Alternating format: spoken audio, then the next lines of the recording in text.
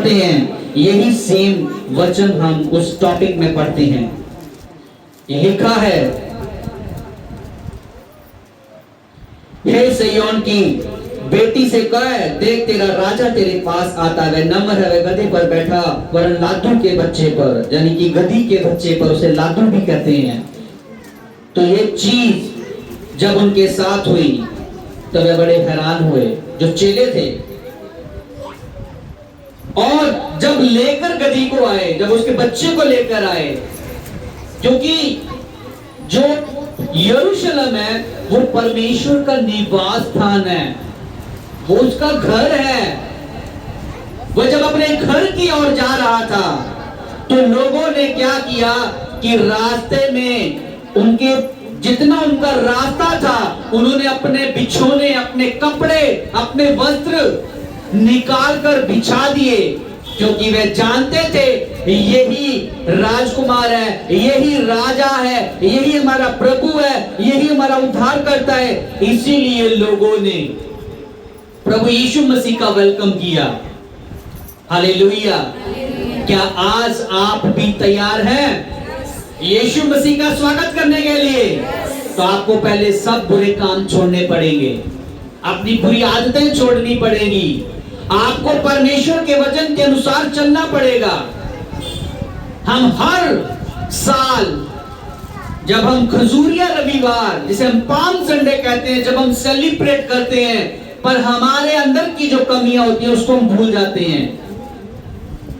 हम उस दिन खजूर की डाली को लेकर हम उसे वेव करते हैं, उसे हिलाते हैं, परमेश्वर के नाम की घोषणा करते हैं। पर क्या आप जो प्रभु यीशु मसीह जो आपके हृदय में आने वाला है, क्या आपके हृदय साफ है? क्या जो आपके पड़ोसी ने जो आपको गलत बोल दिया और आपको वो बात चुप गई, क्या आपने उसको माफ कर दिया? क्या उसको क्षमा किया आपने? मान लिया आपकी किसी के साथ बहस हो गई है, उसने 4 शब्द आपको फालतू बोल दिया, आप भी बोल रहे हो साथ में, फिर आप में और उसमें क्या फर्क? और फिर वहां ये सब करने के बाद आप खजूर की डालियों को लेकर आप होसना चाहे जितनी बार मर्जी कर लो, वो जो प्रभु यीशु मसीह जो आपके आज दिल में वो प्रवेश जो करना चाहता है, वो कैसे प्रवेश करेगा? वह आपको विजय बनाना चाहता है, जैसे आज के दिन प्रभु यीशु मसीह ने विजय प्रवेश किया था। वो प्रवेश आज वो आपके हृदय को वह जानता है। वो आज जो आप जो हैकल है, जो यरूशलेम है, वो क्या है आज के डेट में? वो आपका हृदय है। हालेलुया। वो हैकल, वो आपकी जो यरूशलेम जो है, आज वो परमेश्वर आपकी हैकल को देखता है। हम बाइबल में पढ़ते हैं जब यरूशलेम में जब यीशु मसीह पहुंचे तो सबसे पहले उसने क्या देखा? वहां पे वहां जो चर्च थी, जो प्रभु यीशु मसीह की जो हैकल थी, जिसे हम यरूशलेम बोलते हैं, जो चर्च कहते हैं जिसे हम, वहां पे क्या हो रहा था? लेन देन हो रहा था, व्यापार हो रहा था, सामान खरीदा और बेचा जा रहा था। और ये आते ही प्रभु यीशु मसीह ने वो जितनी वो टप्परियां लगी हुई थी, जो रेडी लगी हुई थी, जो भी तख्त लगे हुए थे, प्रभु यीशु मसीह ने सारे उलट पुलट करके फेंक दिए। और उसने कहा कि तुमने जो परमेश्वर का घर कहलाता है, तुमने लाखों की खो बना दी है। यानी कि तुम लोगों इस चर्च को उसको यानी कि बुरी हालत कर दी आप लोगों ने। बड़े ध्यान से समझना, यीशु मसीह जब आते हैं यरूशलेम, उनका वेलकम होता है, पूरा बड़ा अभिषेक होता है। वो एक गधे के बच्चे के ऊपर, लादू के बच्चे के ऊपर बैठकर आता है। लोग चिल्लाकर होसना कहते हैं, उसको थैंक्स करते हैं कि शुक्र है कि परमेश्वर हमारे बीच में भी आए, क्योंकि वो स्टेप जो था प्रभु यीशु मसीह का, वो आखिरी चरण वाला स्टेप था। हालेलुया। और जब वो प्रवेश करते हैं आकर, तो सबसे पहले वो मंदिर के अंदर वो क्या देखते हैं, चर्च के अंदर वो क्या देखते हैं कि वहां पर लोग लेन देन व्यापार करते हैं, एक दूसरे को सामान खरीदा बेचा जा रहा था। आज वही हालत हम सब की है। हमें टेंशन पड़ी है, हमारा किराया कैसे निकलेगा, हमें राशन के पैसे चाहिए, हमारे स्कूल के बच्चों की फीसों का इंतजाम नहीं हो रहा, हम इन्हीं चीजों में फंसे पड़े हैं। अगर नहीं इंतजाम होता है तो हम ठगियां करते हैं, हेरा फेरी करते हैं, चाहे वो जैसे भी हो, हम सब समझते हैं हम अपने अपने प्लेस के ऊपर। हर एक व्यक्ति की अपनी अपनी जरूरत है, अपने अपने खर्चे हैं, उनको उन्हीं के हिसाब से चलना पड़ता है। अगर देखा जाए आज के समय में, खासकर लुधियाना इंडस्ट्रीज में, जो बंदा, जो व्यक्ति डिजर्व करता है, जो डिजर्व करता है, यानी कि जो जिसका हक बनता है, कम से कम आज की टाइम में मेरा मानना है एक आदमी को कम से कम 30 से 35 हजार सैलरी चाहिए आज की डेट में। जिस हिसाब से खर्चे हैं, जिस हिसाब से चीजें महंगी हैं, मिनिमम एक व्यक्ति को कम से कम उसका 30-35 हजार रुपया महीना होना चाहिए। पर यहाँ के जो लोग हैं, जो इंडस्ट्रीज के जो मालिक है, वो ऐसा करने नहीं देते। अगर आपको काम ज्यादा देगा, आपका रेट कम कर देगा, आपके प्राइसेस कम कर देगा। अगर आप 10 रुपए फीस ले रहे हैं, वो कहेगा मैं 5 रुपये से ज्यादा नहीं दूंगा। आप कहेंगे कि नहीं मैं नहीं करूंगा, कहे ठीक है तू जा, मैं दूसरा रख लूंगा। बहुत बेली जनता बैठी है, वो आएंगे, तू नहीं करेगा तो दूसरा कर लेगा। इन्हीं वजहों की, इन्हीं बातों की वजह से ये मालिक लोग इस चीज का फायदा उठाते हैं और हमें मजबूरी में करना पड़ता है। हालेलुया। पर परमेश्वर आपके हृदय, आपके गुर्दों को जानने वाला परमेश्वर है। बाइबल कहती है मैं तेरे मांगने से पहले ही जानता हूं कि तुझे किन किन वस्तुओं की जरूरत है। पर उसका वचन ये भी कहता है, इसलिए तो मैं कहता हूं कि मांग। वचन कहता मांगोगे तो तुम्हें दिया जाएगा, ढूंढोगे तो खटखटाओगे तो पाओगे। तो ये सारे वचन ऐसे पूरे होते हैं।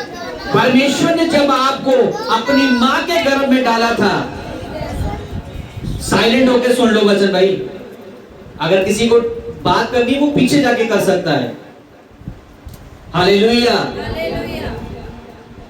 क्या वचन था कि मांगोगे तो तुम्हें दिया जाएगा, ढूंढोगे तो पाओगे, अगर खटखटाओगे तो ही तुम्हारे लिए खोला जाएगा। पर वचन ये भी कहता है कि मैं तेरे मांगने से पहले ही जानता हूं कि तुझे किन किन वस्तुओं की जरूरत है। और तीसरा वचन है, वचन कहता है कि जब तू अपने मां के गर्भ में था, जब परमेश्वर ने तुझे जब अपने मां के गर्भ में जब ठहराया, कहता तुझे जो कुछ तुझे चाहिए ना पूरे जीवन भर में, परमेश्वर कहता मैं तुझे दे चुका हूं। पर अब हमारी गरीबी के जो दिन चल रहे हैं, जो हमारी समस्या वो खत्म होने का नाम नहीं ले रही, तो क्या वचन झूठा है? नहीं, क्योंकि हम वचन के हिसाब से नहीं चल रहे, इसलिए हमारी हर एक ब्लेसिंग, हर एक आशीष हमारे से दूर है। अगर आप चाहते हैं कि मेरे पास हर एक चीज हो, प्रभु कहता मांग तो सही, छोटी छोटी चीजें मांग के तू मुझे परेशान करता, कहता मांग, इससे भी बड़ी चीज मांग। जब तू मांगे और जब मैं तुझे दूंगा तो तुझे पता होगा कि मैं ही परमेश्वर हूं। हालेलुया। सोचिए, जब मूसा इजरायलियों को छुड़ा के, मिस्र की गुलामी से छुड़ा के जब आगे आगे जा रहा था, निकाल के लेके जा रहा था, आगे लाल समंदर आ गया। इतना बड़ा विशाल लाल समंदर कि जो लोग थे कुड़कुड़ाने लगे, उनको मूसा को बहुत बुरा भला बोलने लगे। कहते क्या तू हमें वहां से निकालकर यहां सड़ने और मरने के लिए लेके आया? इससे तो बेहतर यह था कि हम फिरौन राजा के अधीन रहते और वहां पे काम करते, तो कम से कम हमारी जान तो बची रहती। वो उल्टा मूसा को दोष देने लगे। और आगे क्या था, पीछे क्या था? हालेलुया। आगे लाल समंदर और पीछे फिरौन सेना आ रही थी, फिरौन और उसकी सेना आ रही थी उनको खत्म करने के लिए। और परमेश्वर ने मूसा को कहा, जब तक मूसा भी खड़ा रहा, समंदर की तरफ देखता रहा, और जैसे ही उसने प्रार्थना की, मूसा ने जैसे ही प्रार्थना की, परमेश्वर ने उसको उत्तर दिया कि अपने हाथ में जो तेरे हाथ में जो लाठी है, पानी में मार, देखना वो दो भाग हो जाएगी और तेरे लिए परमेश्वर रास्ता निकालेगा। हालेलुया। वो परमेश्वर आज आपको वैसे ही देखता है। वो चाहता है कि आप वचन के ऊपर विश्वास रखें, चाहे आपके ऊपर और बुरे दिन आ जाए, आप विश्वास से मत हटिए, आप इधर उधर मत ताकिए। जो हो रहा है ना, बाइबल क्या कहती है? सारी बातें मिलकर क्या करती है? भलाई को पैदा करती है। अगर हम बाइबल पढ़ने वाले व्यक्ति हैं और परमेश्वर पर विश्वास रखते हैं, तो परिस्थितियां चाहे कैसी भी क्यों ना हो, हमें उससे डरना नहीं है, हमें हारना नहीं है, पीछे नहीं भागना। कहीं ऐसा ना हो कि आगे देखो कि लाल समंदर और पीछे आपके फिरौन राजा यानी कि शैतान हो, आप फंस जाओगे। आपको प्रार्थना करनी आनी चाहिए, वचन में चलना आना चाहिए। आपको जब भी प्रार्थना करो, प्रभु को बताएं कि प्रभु तेरे वचन पे ऐसा लिखा है। बाइबल कहती है मांगोगे तो तुम्हें दिया जाएगा। तो आप वचन में से कहें परमेश्वर को कि परमेश्वर तेरा जीवित वचन कहता है कि मांगो तो तुम्हें दिया जाएगा। आज मैं प्रभु मांगता हूं। और दूसरा वचन फिर कहता है किस करैक्टर में तुम मांगते हो। हालेलुया। फिर आगे एक और सवाल खड़ा होता है। वचन तो हमने पढ़ लिया कि मांगोगे तो दिया जाएगा, ढूंढोगे तो पाओगे, और अगर खटखटाओगे तो तुम्हारे लिए क्या होगा? खोल दिया जाएगा। पर उससे पहले एक और वचन आता है, अपने वचन सूरों को मत डालो। अब मोती क्या है? अपनी जो मोती है वो सूरों को मत डालो। जो मोती है वो वचन है। अच्छा, जब लेना है परमेश्वर से, फिर किससे लेना है? करैक्टर में मांगना है। अब करैक्टर आपका कैसा है? संसारिक रीति से चलने वाला। और कहते हैं यीशु के नाम में, यीशु के नाम में। और करैक्टर का मतलब होता है, जो इब्रानी भाषा में जो बाइबल लिखी गई है, अनोमा। अनोमा का मतलब है यीशु मसीह वाला करैक्टर। जब हमारा करैक्टर प्रभु यीशु मसीह वाला करैक्टर होगा, आपको करेक्ट चीजें मिलनी शुरू हो जाएगी। हालेलुया। आपको राइट चीजें, जो आपके लिए सही चीजें हैं, वो परमेश्वर आपको प्रोवाइड करना शुरू कर देगा, वो आपको मुहैया करना शुरू कर देगा। देखो, दो ही चीजें हैं। आप जिस मैदान में इस समय है ना, आप भाग नहीं सकते। भागोगे तो मरोगे ही मरोगे। बाइबल कहती है अगर तू अपनी जान बचाएगा तो उसे तू खो देगा। अगर तुम परमेश्वर के लिए अपनी जान को गवाओगे, खोने के लिए खड़े रहोगे कि प्रभु मैं तेरे लिए तैयार हूं मरने के लिए, परमेश्वर कहता तू अपनी जान को क्या कर लेगा? प्राप्त कर लेगा। उसको तू खोएगा नहीं कभी भी। हालेलुया।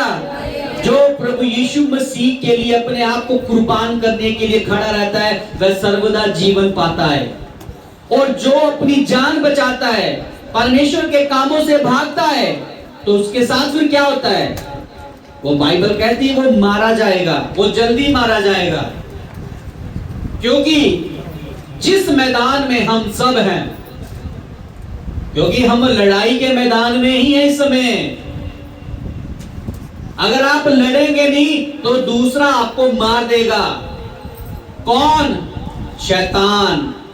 शैतान को जिसे हम बुलाते हैं अंधकार की ताकतें, जिसे हम पाप की शक्तियां कहते हैं, बुराई की, गंदी सोच की, व्यभिचार, लालच, लुचपना, ये सारी शैतान उत्पन्न करता है।